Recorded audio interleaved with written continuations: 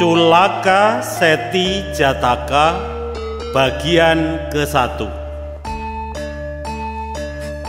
Pada suatu waktu, Guru Agung Buddha sedang berada di hutan mangga milik Jiwaka di dekat Raja Gaha. Dikisahkan, anak perempuan dari seorang saudagar kaya di Raja Gaha telah menurunkan martabatnya. Ia menjalin hubungan dengan pelayan lelakinya. Karena khawatir kelakuan buruknya terbongkar, wanita itu pun berkata kepada pelayan lelakinya bahwa mereka tidak bisa tinggal di sana lagi. Jika orang tuanya sampai mengetahui kesalahan yang telah mereka lakukan, orang tuanya akan mencabik tubuh mereka. Karena itulah wanita itu pun mengajak pergi pelayan lelakinya dan menetap di tempat yang jauh. Dengan membawa harta benda, mereka menyelinap keluar dari pintu rumah tersebut dan melarikan diri. Mereka tidak peduli bagaimana mereka mendapatkan tempat berlindung yang aman tanpa sepengetahuan sanak keluarga gadis itu. Selanjutnya mereka menetap di suatu tempat hingga akhirnya gadis itu mengandung. Ketika waktu untuk melahirkan telah dekat, ia berkata kepada suaminya, "Suamiku, akan banyak kesulitan bagiku jika aku melahirkan jauh dari sanak keluarga dan kenalan. Lebih baik kita pulang ke rumah orang tuaku, suamiku." Pada awalnya sang suami setuju untuk berangkat hari itu juga. Tetapi kemudian ia menunda hingga keesokan harinya. Ia terus mengulur-ulur waktu hingga hari terus berlalu. Akhirnya putri saudagar itu berpikir, "Si dungu ini menyadari kesalahan besarnya sehingga tidak berani untuk pulang ke rumah orang tuaku." Anak saudagar kaya itu berpikir lagi, orang tua adalah sahabat terbaik bagi anaknya. Walaupun suamiku mau pergi atau tidak, aku tetap akan pergi ke rumah orang tuaku. Saat suaminya sedang tidak berada di rumah, wanita itu membereskan pekerjaan rumahnya. Setelah menitipkan pesan kepada tetangganya kemana ia pergi, ia pun meninggalkan rumah. Saat suaminya pulang ke rumah dan tidak menemukan istrinya, ia mendapat kabar dari tetangganya bahwa istrinya telah pulang ke rumah orang tuanya. Ia pun segera menyusul istrinya dan menemukannya di tengah perjalanan. Di saat dan di tempat itu juga sang istri melahirkan. Setelah melahirkan seorang bayi laki-laki, wanita itu pun mengurungkan niatnya ke rumah orang tuanya. Ia tidak memiliki alasan lagi meneruskan perjalanan. Akhirnya ia bersama suami dan anaknya kembali ke rumahnya. Karena anak itu lahir di tengah perjalanan, mereka menamainya Pantaka. Selang beberapa waktu, wanita itu mengandung lagi, dan segalanya terulang kembali. Karena anak kedua ini juga lahir di tengah jalan, mereka juga memberinya nama Pantaka. Untuk membedakan kedua anak itu, anak pertama dipanggil Mahapantaka dan adiknya dipanggil Culapantaka. Kali ini dengan dua anak mereka kembali ke rumah. Saat menetap di tempat itu, anak mereka mendengar cerita anak yang lain tentang paman, kakek, dan nenek mereka. Maka anak itu kemudian bertanya pada ibunya, "Ibu, apakah Pantaka tidak mempunyai sanak keluarga seperti yang dimiliki oleh teman-teman yang lain, Bu?"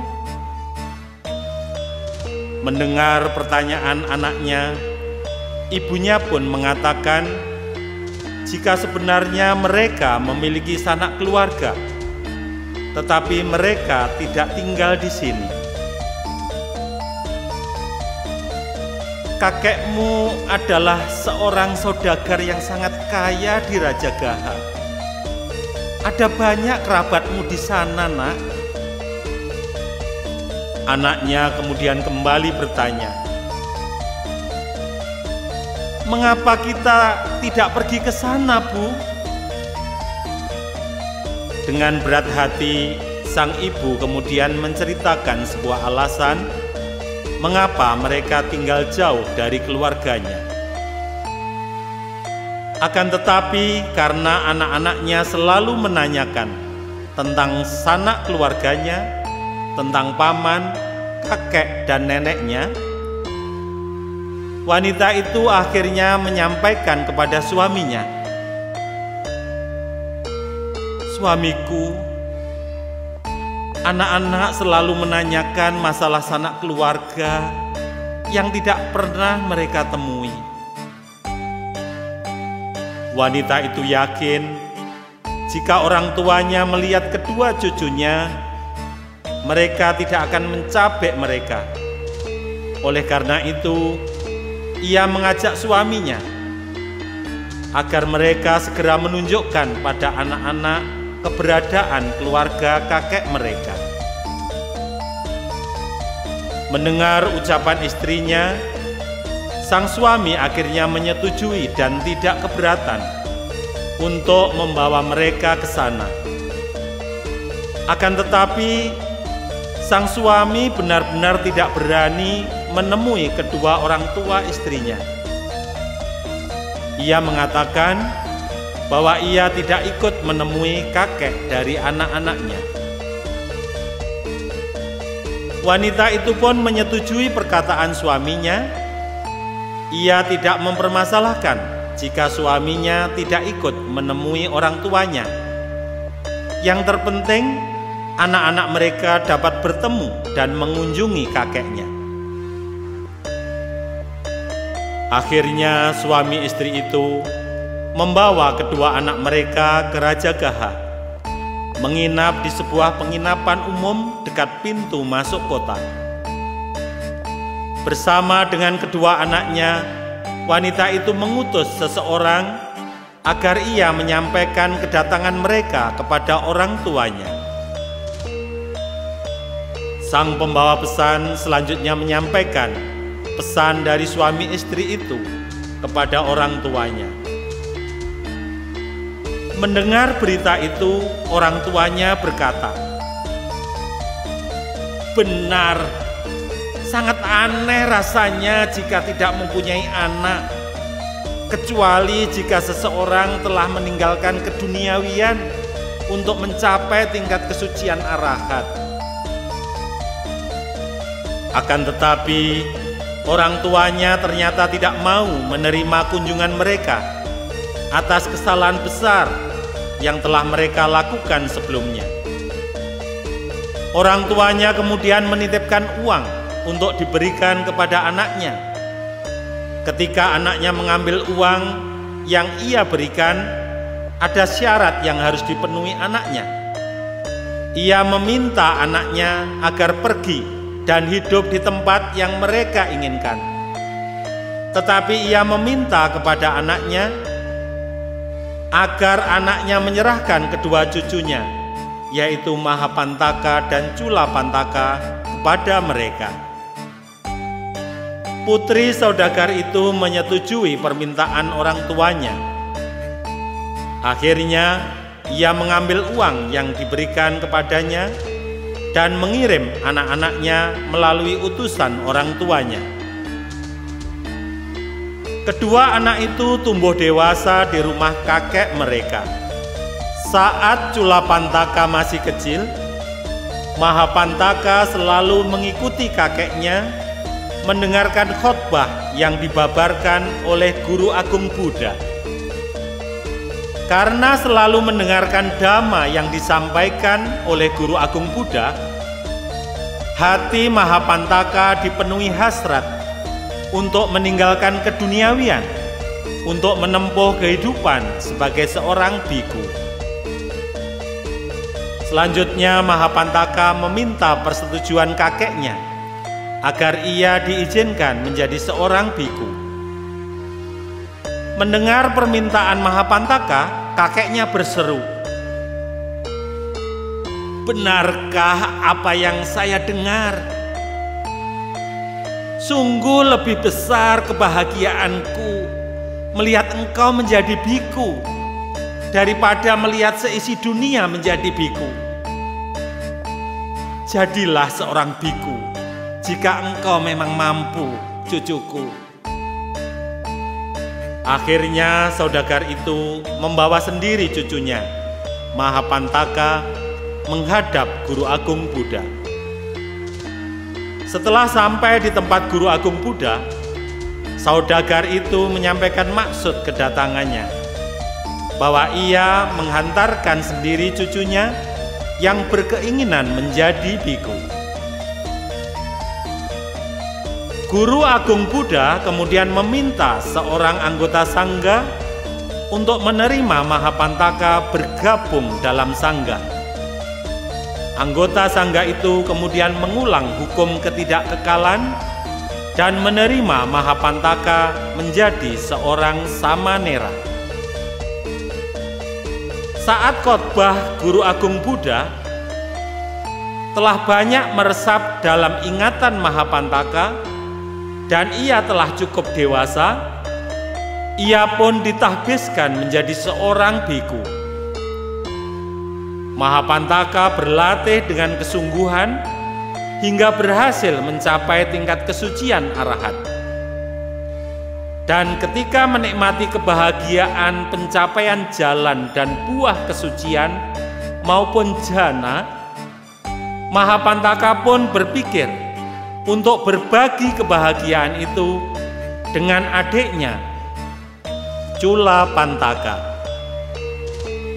Selanjutnya Mahapantaka mengunjungi kakeknya, saudagar yang kaya itu, dan berkata, "Saudagar yang baik, dengan persetujuanmu, saya akan menerima Culapantaka menjadi anggota sangga."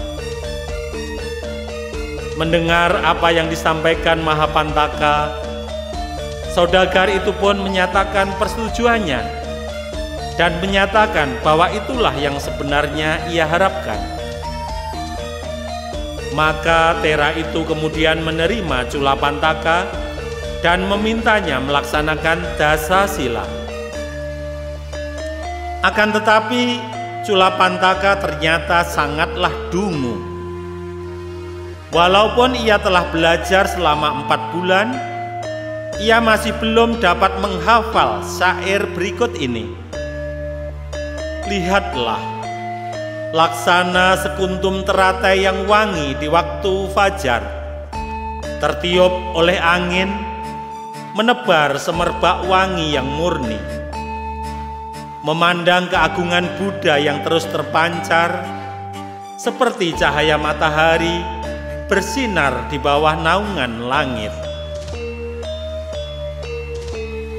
Dikisahkan pada masa kelahiran Buddha Kassapa, Culapantaka yang pada masa itu merupakan seorang biku yang berpengetahuan, mencemooh dengan menertawai seorang biku dungu yang sedang meresapi satu cerita pendek dalam ingatan.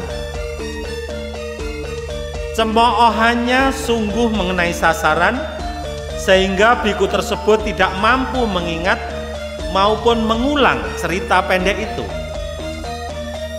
Akibatnya, di kehidupan ini, saat ia bergabung menjadi anggota sangga, ia sendiri menjadi biku yang dungu. Setiap ia mengingat satu baris syair yang baru, baris lain yang telah dihafalnya terlupakan.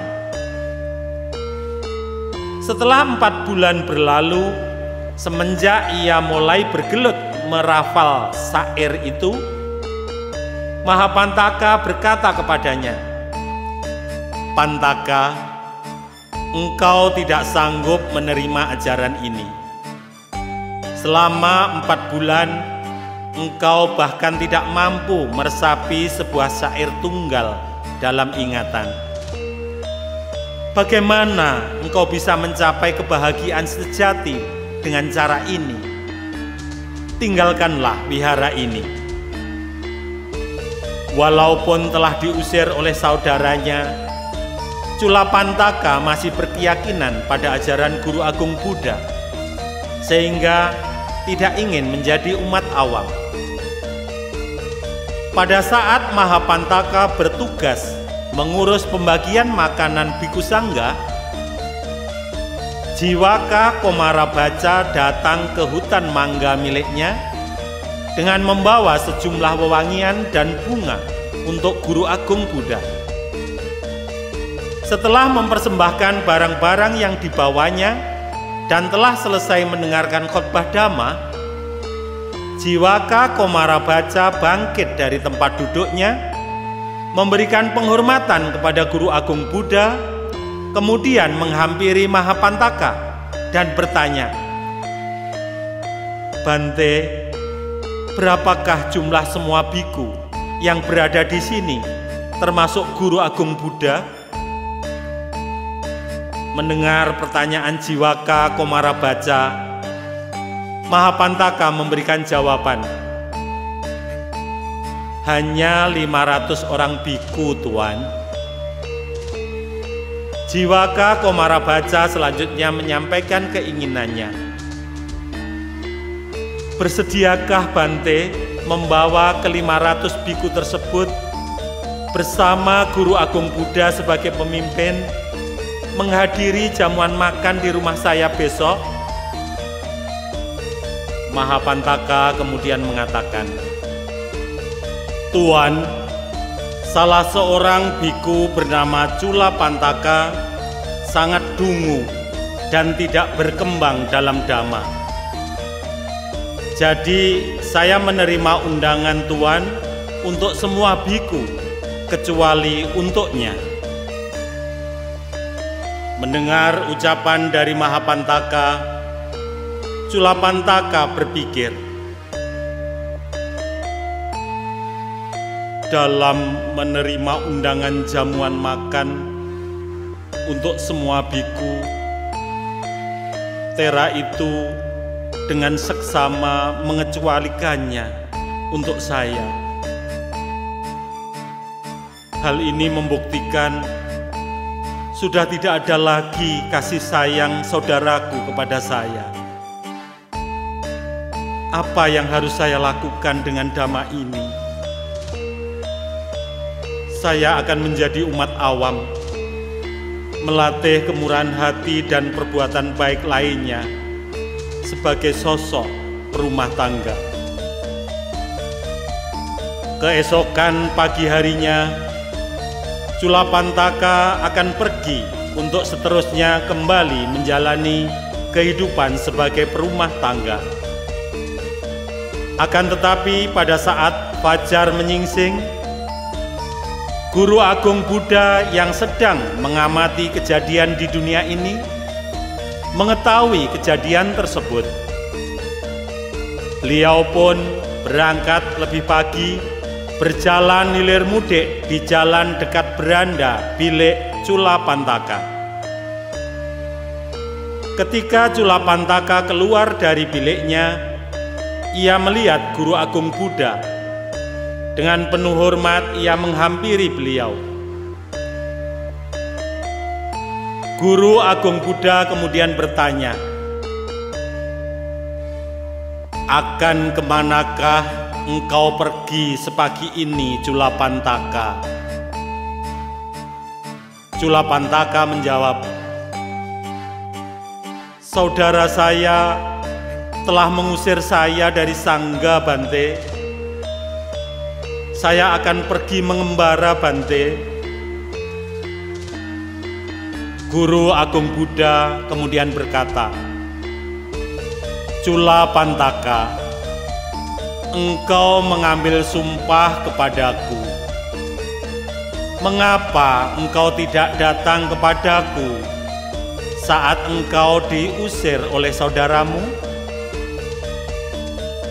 Apa yang akan engkau lakukan dengan hidup sebagai perumah tangga?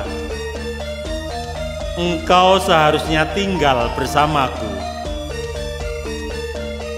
Setelah mengucapkan hal itu, Guru Agung Buddha membawa Culapantaka dan mempersilakan ia duduk di depan pintu kamarnya yang wangi atau Gandakuti. Guru Agung Buddha memberi Culapantaka sepotong kain yang sangat bersih, yang tercipta dari kekuatan gaibnya, dan berkata, "Hadaplah ke arah timur sambil memegang kain ini. Ulangi kata-kata, bersihkan kotoran, bersihkan kotoran." Pada waktu yang telah dijanjikan dengan Jiwaka Komarabaca, Guru Agung Buddha disertai dengan para biku pergi ke rumah Jiwaka. Beliau duduk di tempat yang telah disediakan untuknya. Pada saat itu, di tempat Culapantaka berada, Culapantaka menatap ke arah matahari, duduk dan memegang potongan kain itu sambil mengulangi kata, "Bersihkan kotoran, bersihkan kotoran." Karena dipegang terus-menerus, kain itu menjadi kumal dan kotor. Melihat itu, Culapantaka berpikir, "Kain ini tadinya putih bersih. Saya telah mengubah keadaan semula sehingga menjadi kotor. Semua benda adalah tidak kekal adanya." Saat menyadari tentang kematian dan kehancuran, Culapantaka mencapai pencerahan. Mengetahui bahwa Culapantaka telah mencapai pengetahuan menuju ke arahatan, Guru Agung Buddha mengirimkan sosok jelmaannya ke hadapan Culapantaka. Sosok jelmaan Guru Agung Buddha duduk dan berkata, "Sudahkah engkau sadari, Culapantaka, bahwa secarik kain ini menjadi kotor dan penuh noda? Dirimu juga dipenuhi oleh nafsu keinginan dan pikiran-pikiran jahat lainnya. Bersihkanlah semua itu." Kemudian penjelmaan Guru Agung Buddha mengulangi syair berikut ini, "Bukan kotoran, melainkan kotoran batin berupa nafsu keinginan. Nafsu keinginanlah kotoran batin yang sebenarnya. Wahai biku, ia yang mampu menyingkirkannya akan hidup dalam kemurnian batin. bukan kotoran, melainkan kotoran batin berupa kebencian. Kebencianlah kotoran batin yang sebenarnya. Wahai biku, ia yang mampu menyingkirkannya akan hidup dalam kemurnian batin, bukan kotoran, melainkan kotoran batin berupa kegelapan batin. Kegelapan batin merupakan kotoran batin yang sebenarnya. Wahai biku, ia yang mampu menyingkirkannya akan hidup dalam kemurnian batin. Saat syair itu selesai diucapkan, Culapantaka mencapai tingkat kesucian arahat dengan 4 pengetahuan analitik, langsung memperoleh pemahaman terhadap keseluruhan kitab suci. Nah, bagaimanakah kisah selanjutnya? Apa yang terjadi setelah Culapantaka mencapai tingkat kesucian arahat dengan memiliki 4 pengetahuan analitik? Bagaimana sikap kakaknya Mahapantaka? Ikuti kisah selanjutnya. Culaka Seti Jataka bagian kedua.